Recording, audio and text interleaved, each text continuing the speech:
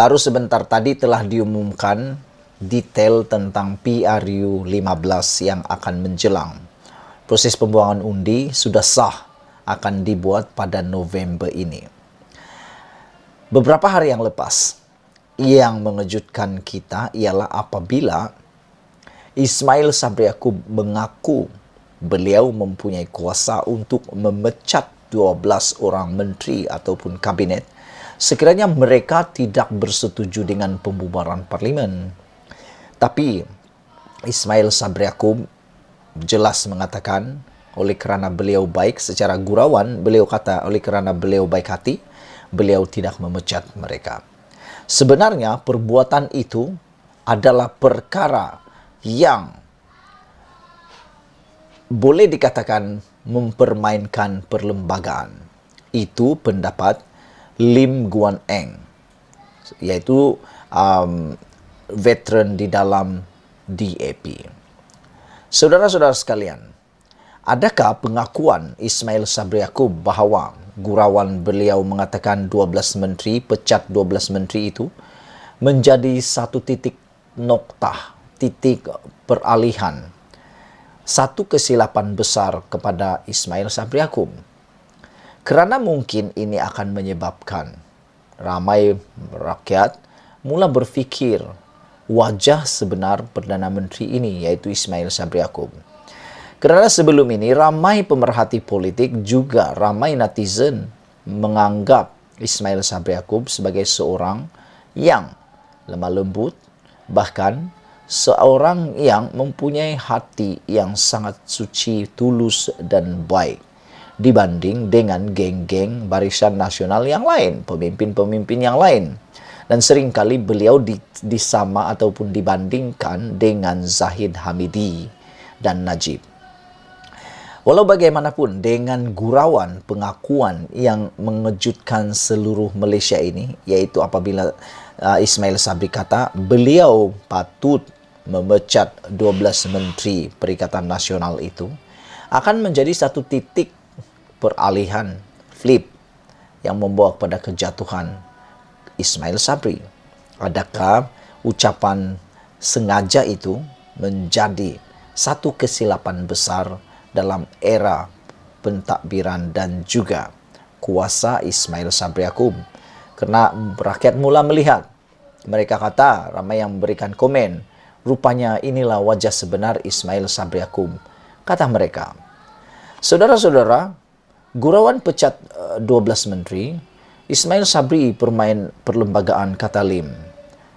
DAP menganggap Ismail Sabri Yaakob mempersenda perlembagaan negara apabila mendakwa kenyataannya mahu memecat 12 menteri kabinet sebagai sekadar gurauan.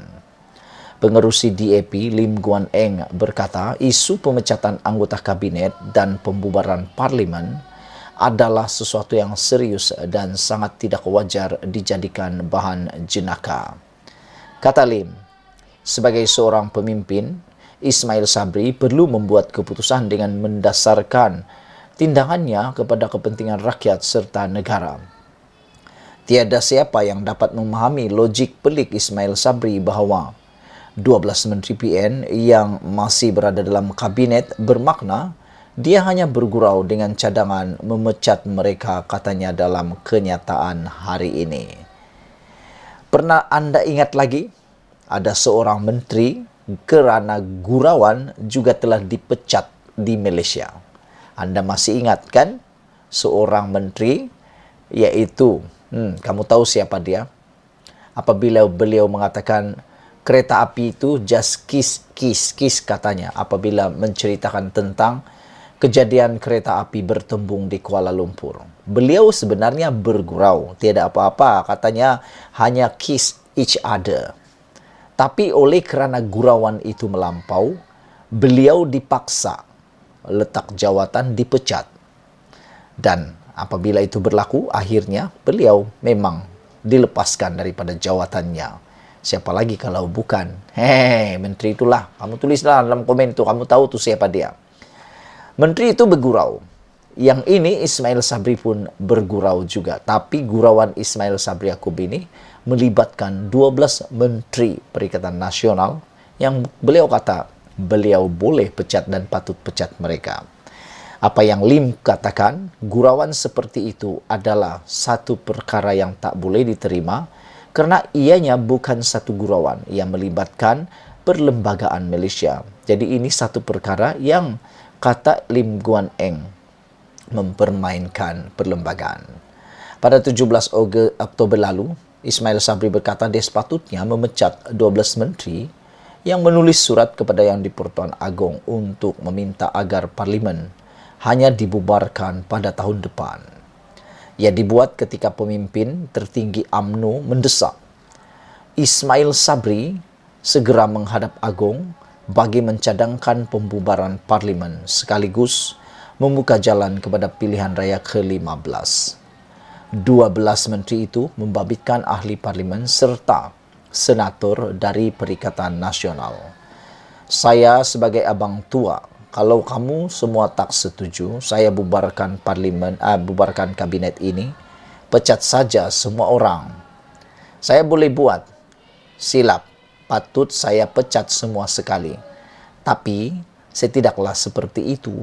Saya orang yang baik, lemah lembut, bukan lembut, kata Ismail Sabri Yaakob berucap di majlis bersama Presiden UMNO Ahmad Zahid Hamidi di Bagan Datuk Perak.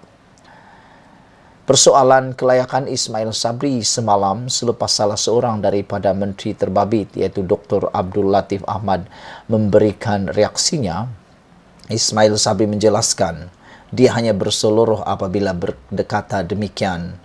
Kalau saya serius dia menteri-menteri PN sudah kena pecat dah.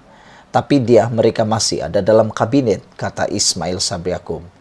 Saya tak pecat itu maksudnya saya berseluruh lah, katanya dipetik utusan online.